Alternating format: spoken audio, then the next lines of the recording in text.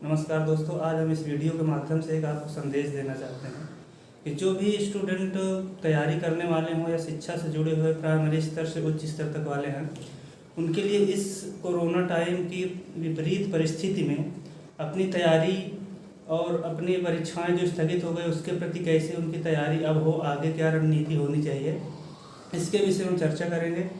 तो अगर ये हमारा वीडियो आप देखें, अगर अच्छा लगे तो लाइक और सब्सक्राइब ज़रूर करिएगा। तो चलिए शुरू करते हैं। हाँ, तो सर ये बताएं, जो ये कोरोना महामारी के समय में जो भी तैयारी कर रहे थे स्टूडेंट, गरीब घरों से आए हुए, इलाहाबाद या कहीं भी, तो अब इस परिस्थिति में उन्हें क्या करना चाहिए? यहाँ रह के तैयारी करना चाहिए या उन्हें अपने घर जाना चाहिए और वहाँ से करें? तैयारी करें तो कैसे करें? क्योंकि हर जगह पे सभी स्टूडेंट के पास ना तो लैपटॉप है, ना तो मोबाइल है, ना तो इंटरनेट की सुविधाएं उपलब्ध हैं। तो इस परिस्थिति में उसको क्या करना चाहिए? उचित राय दें। देखिए, सबसे बड़ी बात तो यह है कि पहले तो किसी को जानकारी नहीं थी जी कि ऐसी विसंगतियों का सामना करना पड़ेगा। जी जी अब वो घर से आ गए, मान लीजिए इलाहाबाद आ गए तैयारी करने, जी और यहाँ पर सारे शिक्षण संस्थान बंद हो गए। जी मेरी तो सलाह ये है कि अभी तक जो हुआ हुआ, जी अब यहाँ पर रुक करके जी अपने समय और धन का जी दुरुपयोग न करें। जी और देखिए, घर का माहौल जो होता है वो बहुत बढ़िया होता है। जी आप घर पे रह के तैयारी कर सकते हैं। जी जैसा कि आपने कहा, सभी के पास लैपटॉप नहीं जी। है। लैपटॉप नहीं है तो भाई मोबाइल फ़ोन से काम चलाएं। जी लेकिन बहुत लोगों के पास मोबाइल फ़ोन भी नहीं है। जी। लेकिन हमको जहाँ तक लगता है कि इस समय 98% लोगों के पास मोबाइल फ़ोन है। जी तो सब लोग घर में रह करके सभी कोचिंग, सारे शिक्षण संस्थान सब ऑनलाइन सुविधा दे रहे हैं। जी तो ऑनलाइन माध्यम से पढ़ाई करें। जी और जिनके पास मोबाइल की सुविधा नहीं है जी तो स्वाध्याय में वो शक्ति है। जी बहुत लोगों को देखे हैं जी कि वो कहीं पर कोचिंग नहीं किए जी और वो सर्वोच्च पद पर पदासीन है इस समय, केवल स्वाध्याय के बल पर। जी। तो मान लीजिए वो कोचिंग ज्वाइन भी किए थे, तो ऐसा तो है नहीं कि 2 दिन पहले कोचिंग ज्वाइन किए हैं। जी वो पिछले कुछ समय पूर्व से ही कोचिंग ज्वाइन किए थे।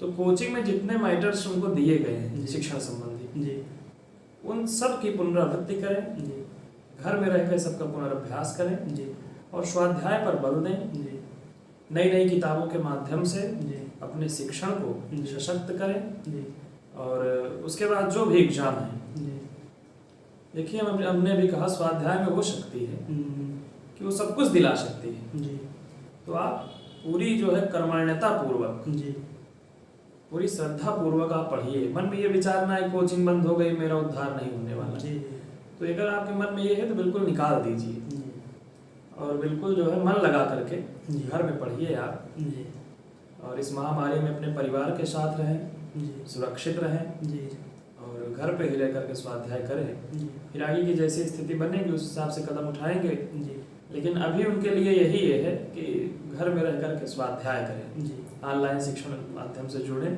जी। ऑनलाइन पढ़ाई करें। आपका कहने का मतलब यह है कि जिस भी चीज़ की तैयारी वो कर रहा है उससे संबंधित मैटर उपलब्ध करे, मतलब व्यवस्था करे अपने पास, कॉपी किताब नोट्स जो भी हैं उसका घर पे रह के ही गहन अध्ययन करे, प्रैक्टिस करे जी। और उस आगामी एग्ज़ाम का जो है अच्छी तरह तैयारी करे। जब भी नोटिफिकेशन आए, डेट आए, उसके लिए अपने से पहले से प्रिपेयर रहे। वो ये मतलब सोच के ना छोड़े ना पढ़ाई कि मतलब लॉकडाउन है तो मुझे पढ़ाई भी नहीं करनी है, क्योंकि इस अहम टाइम पे जो भी पढ़ाई करेगा वही मतलब एक तरह से प्लस पॉइंट रहेगा उसके लिए। क्योंकि बहुत से लोग ऐसे होते हैं जो मतलब ये सोचते हैं कि लॉकडाउन लग गया तो मतलब उनके स्थिरता आ जाती है। बिल्कुल उनको छोड़ना नहीं है तो पढ़ाई, मतलब स्थिरता नहीं आनी चाहिए इस तरह। स्थिरता नहीं आनी चाहिए, पठार नहीं आना चाहिए, क्योंकि वो लगातार शिक्षण से जुड़े रहे। जी, क्योंकि अगर मान लीजिए पठार आता है तो यही पठार उनके लिए घातक आगे से बिल्कुल बिल्कुल, क्योंकि इसमें यही मतलब जो समय होता है पढ़ने और न पढ़ने वाला, कुछ लोग मतलब कोचिंग के भरोसे रहते तो नहीं रहना चाहिए। नहीं, कोचिंग के स्वाध्याय पे ज़्यादा विशेष ध्यान देना चाहिए। जी। चलिए सर, ये तो हुआ मान लीजिए कि उच्च स्तर पर तैयारी करने वालों को। अगर देखा जाए तो जो मतलब ये पिछले साल से भी अच्छी तरह से विद्यालय प्राथमिक स्तर के या तो जूनियर लेवल तक के, हाई स्कूल, इंटर तक के विद्यालय भी नहीं अच्छी तरह से खुल पाए हैं, तो फिलहाल छोटे बच्चों को लेकर आपके क्या विचार है? देखिए, अगर हम बात करें पहले प्राथमिक की, 1 से 5 तक की, तो ऐसे बच्चों को मोबाइल फ़ोन से फिलहाल दूरी रखें। जी। इस स्थिति में उनके जो गार्जियन हैं, जी। माता पिता हैं, बड़े भाई हैं, बहन हैं, जी। तो वो अपने बच्चों का पूरा ध्यान रखें। जी।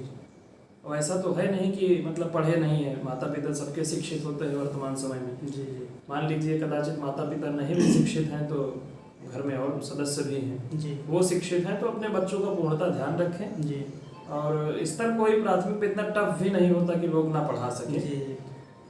तो अपने बच्चों का मतलब पूर्ण रूप से ध्यान रखें और उनको जी। पढ़वाएं।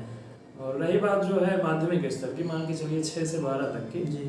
तो इस स्थिति में भी 60% लोगों के पास फोन उपलब्ध है वर्तमान समय में। जी। तो वो लोग ऑनलाइन माध्यम से जुड़े, जी। वो लोग भी स्वाध्याय करें। माता पिता का दबाव रहना चाहिए बच्चों के ऊपर पढ़ाई के प्रति, जी। कि मतलब फालतू समय ना गवाएं। जी।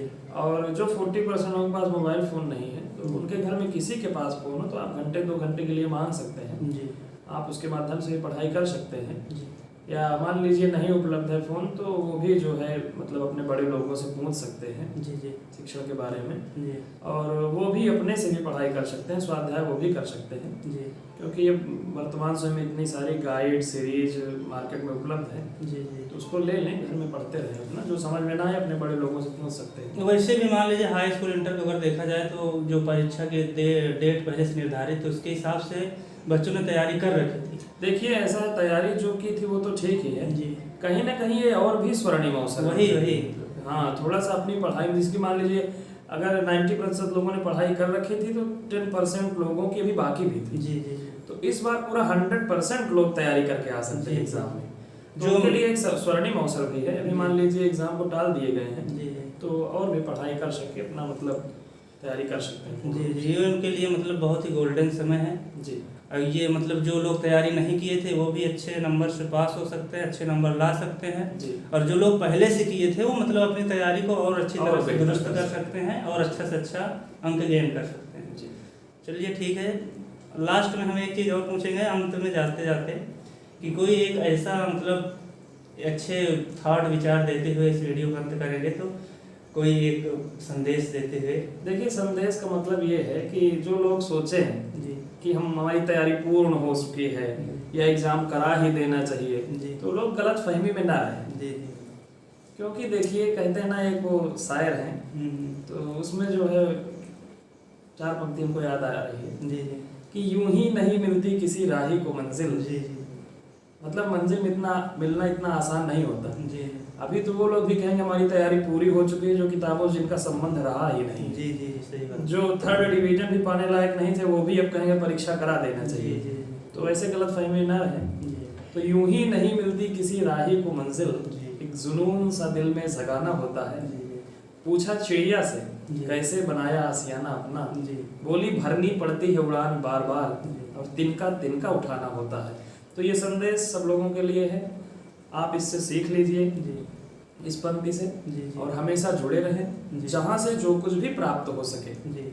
आप ज्ञान प्राप्त करते रहें, जी। जरूर ही आपकी मेहनत रंग लाएगी, आप सफल होंगे। बहुत बहुत धन्यवाद सर। देखिए दोस्तों, आप ये लॉकडाउन की वजह से आपको अपनी पढ़ाई में स्थिरता नहीं लानी है, सुचारू रूप से तैयारी करते रहना है।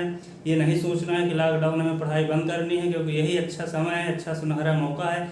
जो इस विपरीत परिस्थिति में थोड़ा संभल कर चलेगा, मेहनत करेगा, तो अवश्य वो सफलता पाएगा, अपने मंजिल को पाएगा। तो बहुत बहुत धन्यवाद आप लोगों का।